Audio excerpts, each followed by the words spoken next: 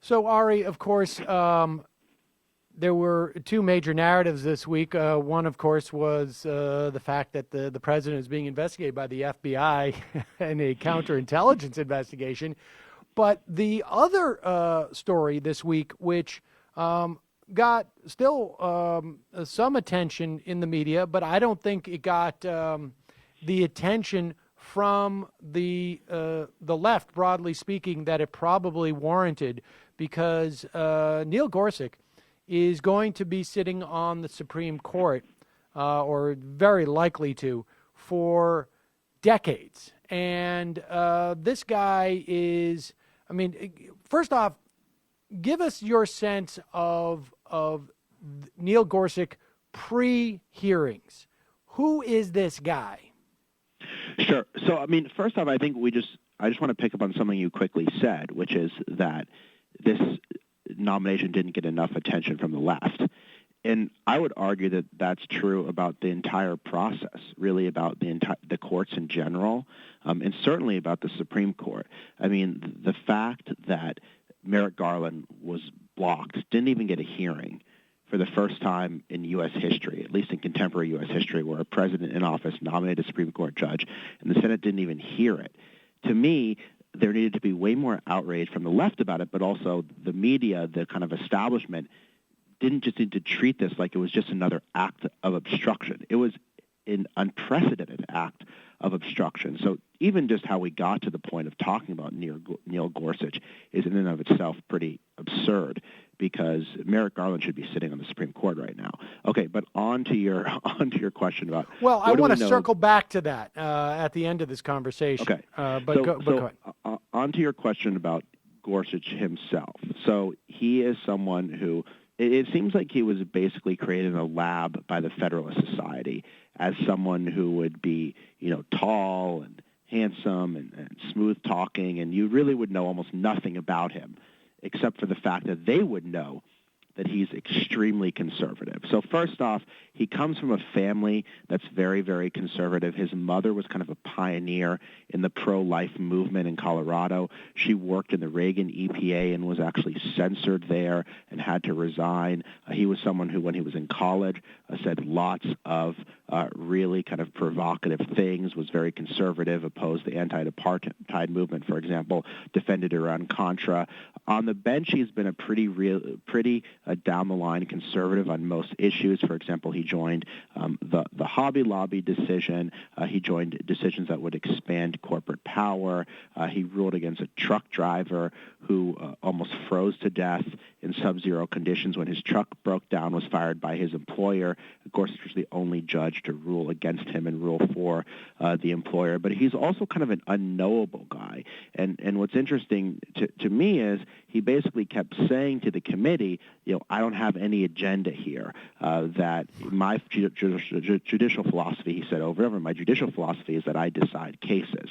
And it sounded very, very similar to what John Roberts said when he was nominated as Chief Justice. Remember, John Roberts said, I'm just going to be an umpire. I'm just going to call balls and strikes. But we know now from Roberts' decisions gutting the Voting Rights Act, from Citizens United, from so many cases in the Roberts court, that Roberts wasn't an umpire. That in fact, he's been a deeply reactionary figure and has a very, very significant project that he wants to undertake on the Supreme Court. And I think Gorsuch will be the same. And I think the fact that people are just kind of treating him as this polished, smooth guy when he's going to be on the court for 40 years, pushing it to the right potentially, is very, very alarming. I mean, it's interesting to me because, I mean, and I want to get into the implications of Garland not sitting in that seat in a moment, but the fact that he gets up there and just provides these platitudes during the hearings, right? I mean, it's as if there was a real sort of Hollywood notion to this, and this guy was the most prepared, it seemed to me. I mean, the most cautious, circumspect, the most practiced and prepared nominee I think I've ever seen go in front of the Supreme Court, in front of the Judiciary Committee. Even when there were moments where he was so anticipating the questions from the Democratic senators, that he had to catch himself from saying, off the top of my head, I would say these cases, and say, off the top of my head, I mean, I have them right here in front of me. Like, there was a couple of moments where he actually literally had to do that. And that quality resonates so much with the legal profession, that this guy gets credit for his practice of the law as opposed to the implications of the law. And what is fascinating to me about this, too, let me just take this a step further. If you are a liberal-leaning judge or lawyer hoping to go on this career track, you have to stay away from places like the ACLU, even like in law school at this point.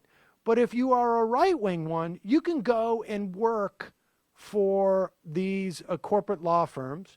You can even tell a president, as Neil Gorsuch did, how to sidestep an anti-torture law. And none of this is held against you in the same way. It's fascinating to me. Well, I also think there was another dynamic here, which is that President Trump made the nomination. And I think people expected President Trump to just name some absolutely crazy person because Trump is absolutely crazy. And so when he nominated someone that seemed moderately sane, if extremely conservative, he got a lot of credit for it. Like Lindsey Graham said repeatedly at the hearings, I don't agree with President Trump on anything, but I think he's the best pick you could have made. So it was such a low bar because Trump everybody thought he was going to pick Judge Judy or something. To Merrick Garland, you would say Merrick Garland is 1,000 times smarter than Neil Gorsuch. He's 1,000 times more qualified. He has a ton more experience. He was widely respected by both sides of the aisle. Merrick Garland would have aced this hearing in his sleep, but he never got a hearing, and that's the whole point. We should have never even gotten to this position in the first place, because what President Obama did is he bent over backwards to find the most qualified person that both Republicans and Democrats could vote for. Republicans wouldn't even vote for him. They wouldn't even give him a hearing. Trump picked someone who seems on the surface to be very conciliatory because, as I said, he's quite polished, he's personable, he made a lot of lame dad jokes, but there's nothing conciliatory about him. I have no doubt that he will be somewhere between John Roberts and Justice Scalia on the court, meaning sometimes he'll be kind of a guy who seems moderate but is extremely conservative, like Roberts. Sometimes he'll just be a guy like Scalia who doesn't care and will be outspokenly conservative. But I am under no